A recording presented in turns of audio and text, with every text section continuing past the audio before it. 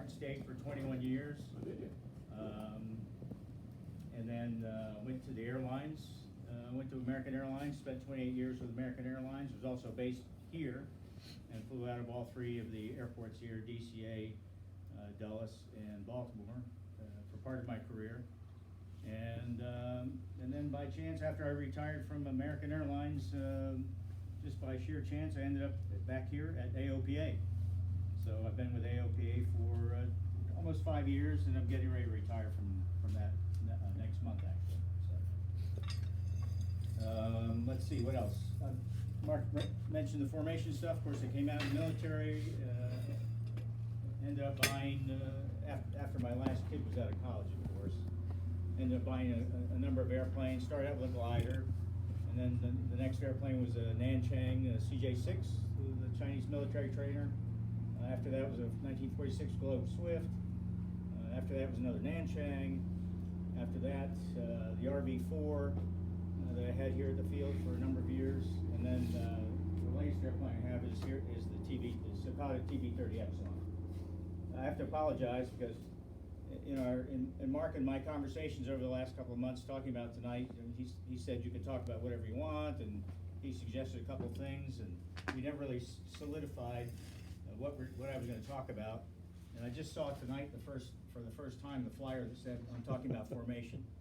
So I will talk about it for a minute. That's formation.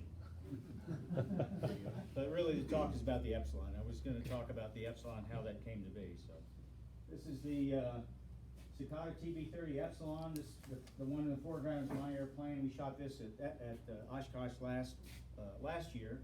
This was shot by a French photographer for a French aviation magazine.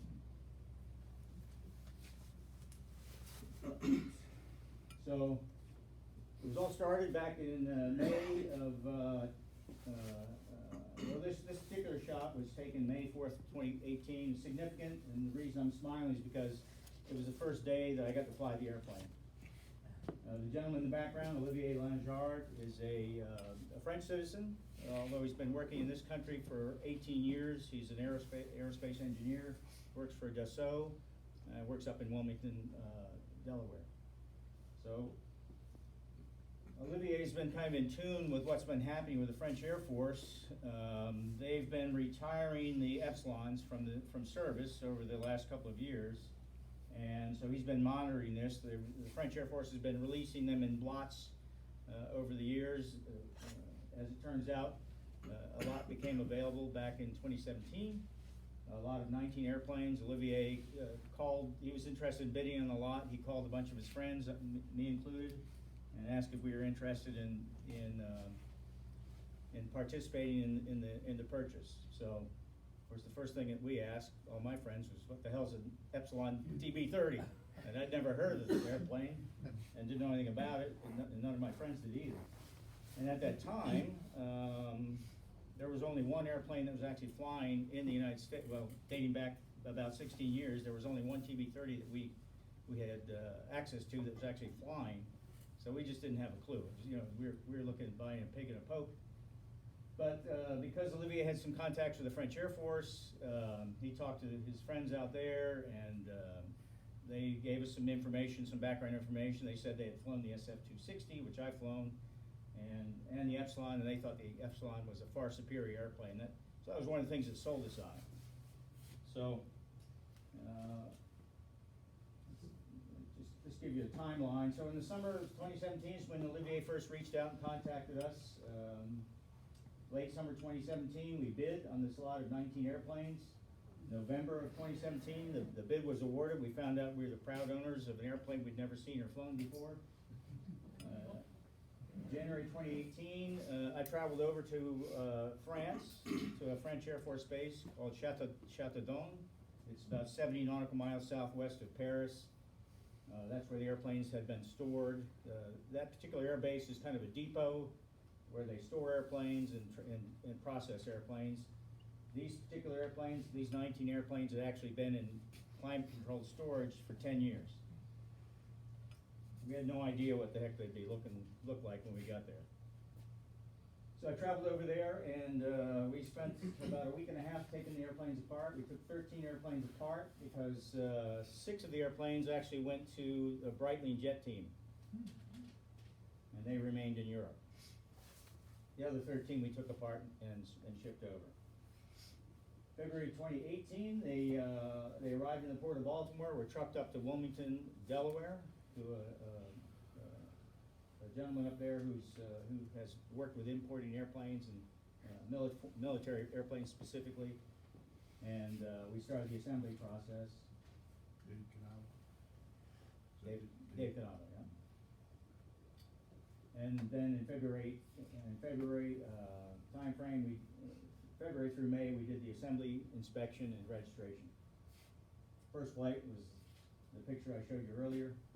And on that date, I flew off the 3 hours for phase 1 experimental exhibition, and then brought the airplane here to Frederick on the 4th, because on May 5th is when we had the open house. If you all were here, you remember we did that Cinco de Mayo combination fly-in and AO. Okay.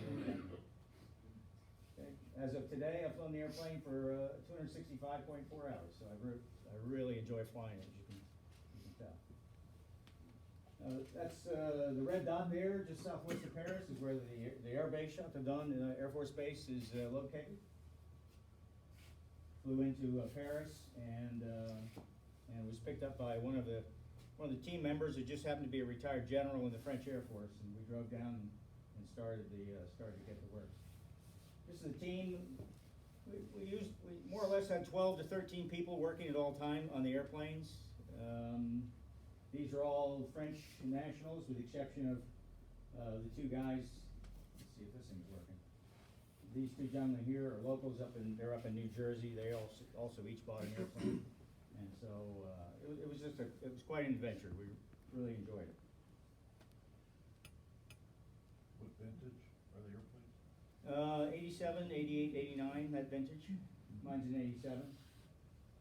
So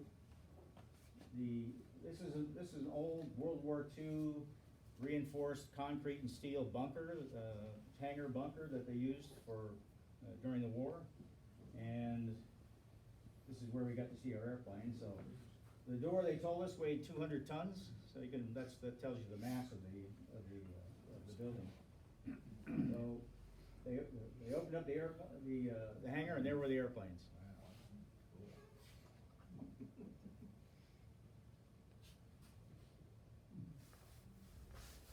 So we each had airplane serial numbers assigned to us, and so when I got there, I'm walking through the hangar trying to find my airplane. I'm walking, looking. Mine's serial number 120, and it turns out it was the very last airplane all the way in the back. As you can see, they came in 2 flavors. They came in a gray color, which is mine. Mine is a gray color, and they also came in white.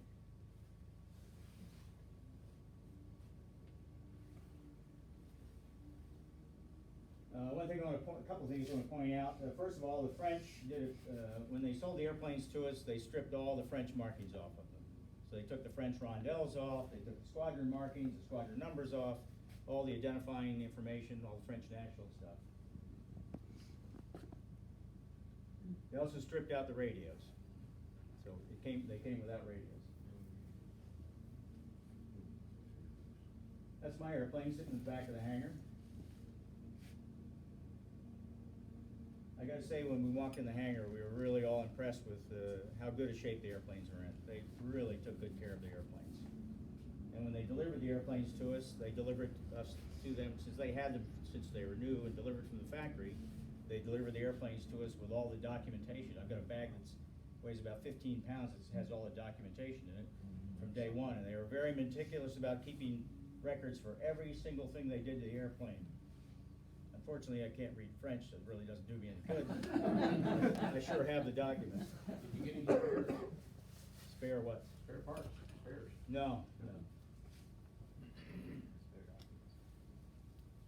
Let's see, the other thing I want to point out to you is these safety pins that are installed, and that's because this particular airplane has it doesn't have an ejection system, but it has a system that blows out the canopy glass. The aerodynamic forces in flight don't allow you to open the canopy in flight, so you can't slide the canopy open and bail out. So the only way to get out is to blow the glass and go out through the opening. So that's what the safety pins are for. Can you fly it with the canopy open? No. There's a white one. That's what the instrument panel looks like. That's what it looked like originally. All electric, no vacuum system whatsoever, so all the gyros and everything are all electric, or pitot-static as far as the flight instruments. The center portion of the instrument panel were all your flight instruments. On the left were the radios down here before they stripped them out. Clock, G meter, flap indicator, and landing gear indicator here. And then on the right side here, those are all your engine instruments. One of the neat things about the airplane is you can see this portion of the canopy. That's the forward canopy, and it folds open. Oops. Folds open so that you can have complete access to the avionics compartment. Very easy to get to, very easy to work on.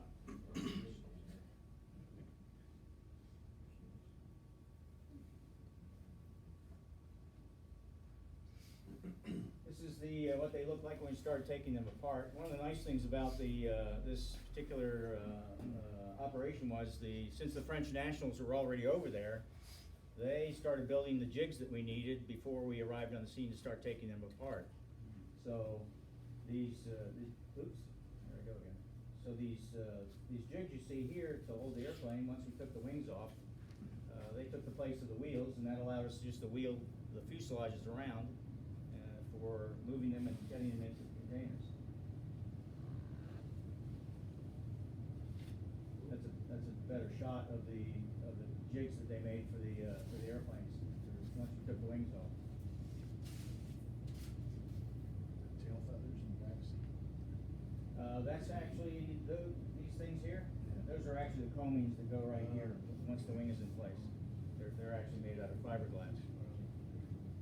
They came in purple also? Yeah, purple. It does look purple, doesn't it? That's just the light. Oh. Yeah, they're gray and white. Oh.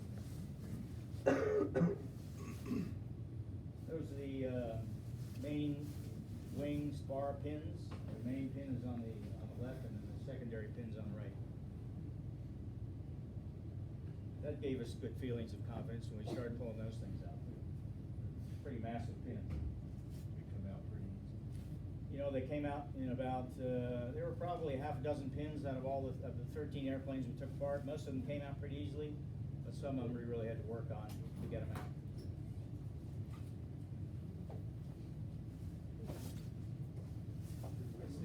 That's the jig that were made up to receive the wings, and we were able to store the horizontal stabilizer above, and then the wings themselves in these canvas slings underneath. And then they also made them so that, see here, that the jigs could be mounted on wheels, so we could wheel them around, and once we got them into the containers, we took the wheels off, and then we were able to secure them right to the wooden floor of the container. This is the way we packed them. We packed fuselage on one side, the wings on the opposite side, and then we reversed that for the next airplane that went in. Two airplanes to a container, yeah. And as you can see here, they just fit.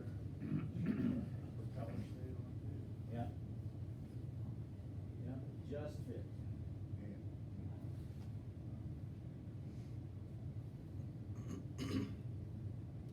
And then, once it was all done, the container got loaded onto a truck, shipped out to the port city to the northwest, Bahar, and shipped over to Baltimore. And then there were none. It took us 7.5 working days to disassemble and pack up 13 airplanes. The first one took a while. There was kind of a learning curve going on there, but once we got into it, we were taking those things apart like crazy. So yours was last one then? Yeah, it was, exactly. And I thought, this is pretty good, because we'll learn all the tricks before we get to mine. So that earlier photo was everyone involved, right? That was involved with the disassembly? and- There were some people that came in and out, but there was always a team of about 12 to 13 people. 12 to 13 Yeah. people. That was the core group. Yeah. Most of those folks were there from beginning to end. And How ju- long were those aircraft stored in that position? In that hangar? Yeah. Well, they were brought out of the climate control storage and put in here just before we came over to start taking them apart. That was temporary storage. Yes, that was the story. They were moved there so we could do the disassembly. Yeah, that was not a climate controlled building. I wish it had done, because it was 40 degrees and wet and rainy every stinking day, and the wind was blowing. It was miserable. So I said 6 of the airplanes went to the Breitling jet team. They took the airplanes, repainted them black, and they put them in service over there. They do a upset training program for the European airlines over there. That was the intent for the Breitling jet team's airplanes.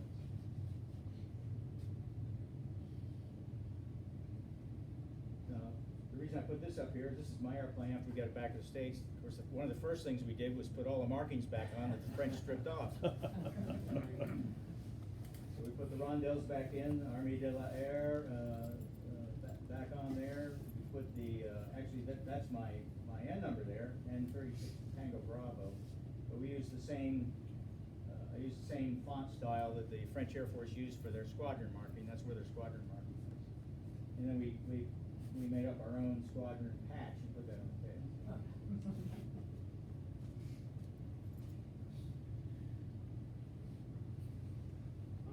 So the next thing we did was, of course, as any pilot would do, is you start making modifications.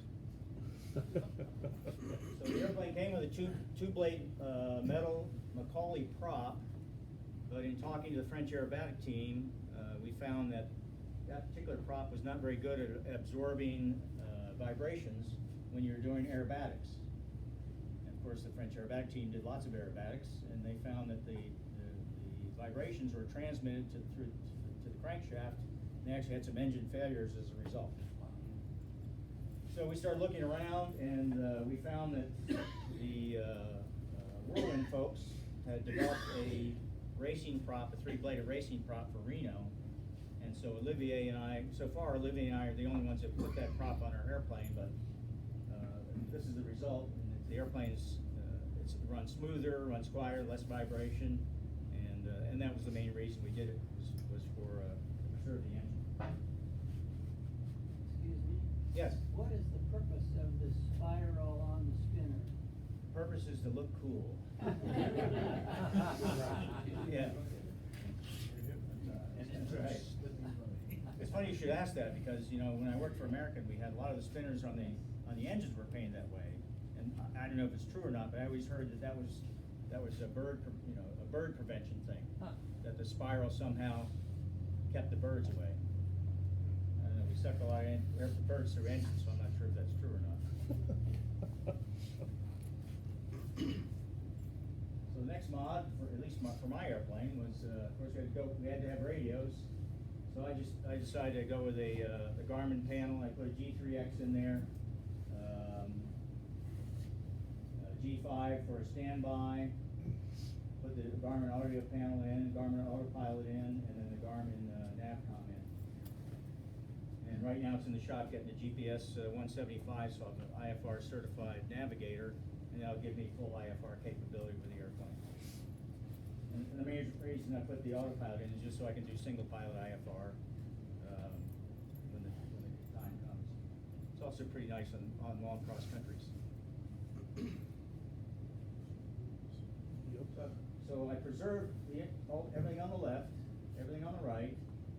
But the nice thing about the G3X is when you expand the engine mode, instead of having cylinder head temperatures and EGTs just for one engine, now I've got it for all 6 cylinders. So it's really, really helpful. It's the AEIO 540. It's a 300 horse angle valve Lycoming engine.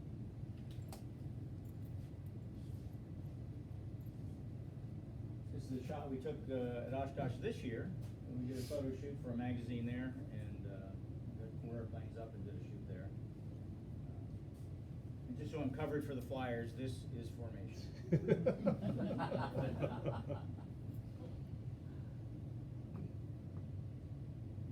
More formation. Again at Oshkosh. This was Oshkosh last year, not this year. Well, actually 2 years ago, because it's 2020 now.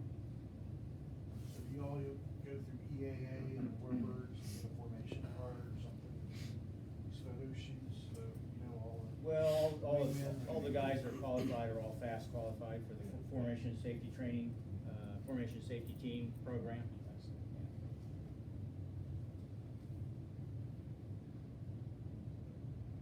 Here's some stats on the TB-30. It's 24 feet long, almost 25 feet long. Short wingspan, 26 feet. I first got in the airplane. I'm used to the Nanchang and some other Yaks that I've been flying for years. 33.5-foot wingspan. I got in there and sat and looked left, looked right, thought, where the hell's the rest of the wing? 8 feet 9 inches tall, 97 square feet in the wing, aspect ratio 7. Wing loading, as I said earlier, I've talked to somebody, 28-to-1. So it does a nice job of riding through the bumps.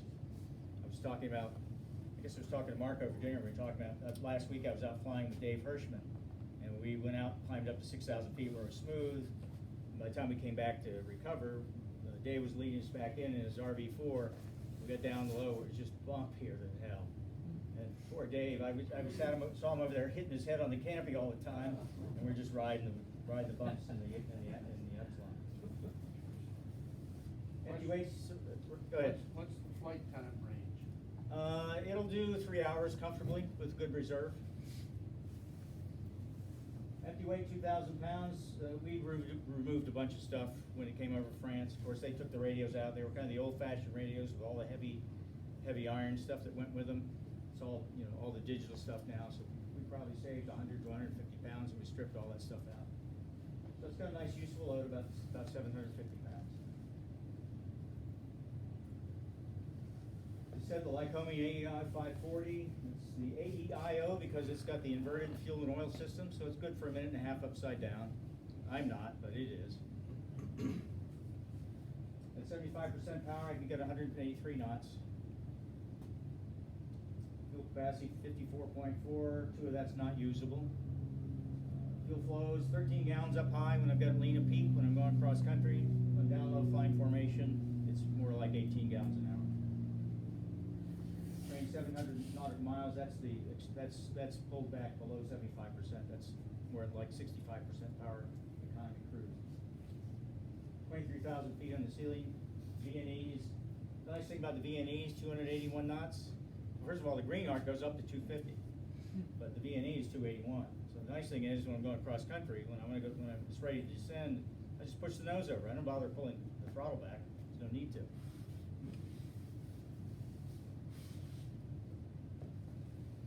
So when they built the TB-30, when it was sold and deployed to other countries, 150 of them went to France. Portugal has 18 of them. And actually, the French Air Force retired the very last Epsilon about 2 months ago. So they're all out of service now. They're like most other modern air forces. They're upgrading to glass cockpits and turboprop engines. Portugal still flies their 18. Togo and Senegal, as you might imagine, might expect, those are French colonies at one time. French is still the major language, and their air forces have a couple of them. So people ask me, why did I get the Epsilon? Well, I came out of the Air Force. I flew military type airplanes for fun in the Nanchang and the Yaks, and I had an RV4 at the time. I just wanted to get back into a military airplane because that just appeals to me. And the other reason I got this airplane is it does everything I like to do and does it really well. It's a great formation airplane, it's a good cross-country airplane, it's a good aerobatic airplane, and it's a good instrument platform. So that's why I ended up getting it. So, any questions from anybody? What was your final cost when you finally got done Well, I can tell you, right now, I have about $170,000 in it. The purchase price was COD France, so there was all the disassembly, there was the shipping, there was the charges to get the airplane reassembled, to get it registered and certified, all that sort of thing. Does that include your current updates with latest glass cockpit and all that stuff? That's everything I have in it right now, yeah. And right now, if you look on the market, and you look at Barnstormers and all that, you'll see them probably selling for, I think the last one I looked at was right around $200,000 to $210,000. How are military planes like this registered? Are they all exhibition category? They're all experimental exhibition, yeah. So it's just putting on shows and having fun with it? Yeah. Best parts. Of course, this is a Socata series airplane. So this is a TB-30, the TB-10, the TB-20, the Trinidad Tobago airplanes. They tell us that there's about 40% commonality with the TB-10 and the TB-20. So like the landing gear is the same retractable landing gear you see on the TB-20. There's lots of common parts with that. Of course, it's a Lycoming engine. It's got Cleveland brakes and wheels. So really, we haven't had any issues. And also, one of the guys who bought one of the airplanes here actually works for Dollar. So he's got an inside track to parts. I replaced a couple of, it's funny because when I walked into the hangar and saw my airplane for the first time, it was kind of like this. So the right strut had lost the nitrogen. So I pumped it back up and flew it for a couple of months like that, but I could tell there was a slow leak there. So I ended up ordering just a set of pistons for the landing gear. I got one for each side. So I ordered them, and 2 weeks later they came from France, all packaged up, and sent them the old ones back and put the new ones on. No big deal. How long was it in the shipping? About a month, yeah. From the time it left the hangars there in France, to the time they hit Baltimore, it's about a month. So how many are there in the United States, and are they all gonna be there at Oshkosh lined up?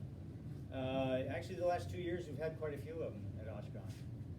And we were all parked more or less together in the Warbird area. With it being exhibition certified maintenance, do you have Well, it's like any other experimental airplane. The maintenance can be done. The annual condition, it's a good annual condition inspection as opposed to an annual inspection. But like you can't get an impairment certificate? I can't, no. All it requires is an AMP to do the condition inspection. Under the experimental category, how are you restricted as to when you can go fly and where you can go fly? So you can take off from here and go straight up there and then went back? Yeah. Without a problem.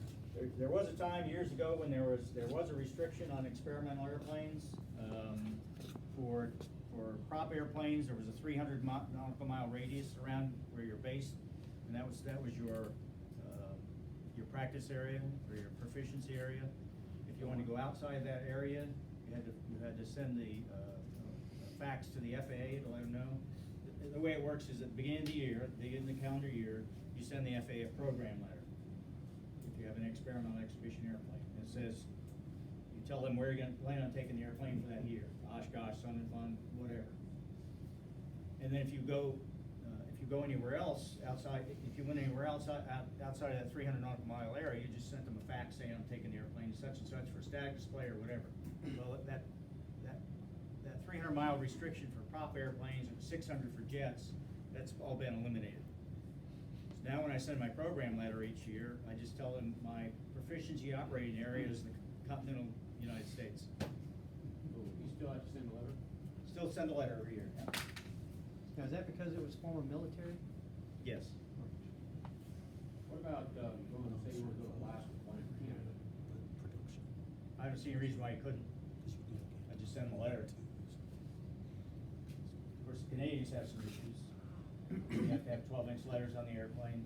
It's an experimental exhibition airplane. I'm only required to have 2-inch letters on it, but the Canadians require 12-inch letters if you're going to go through their airspace. And of course, you have to get the decal and all the other stuff.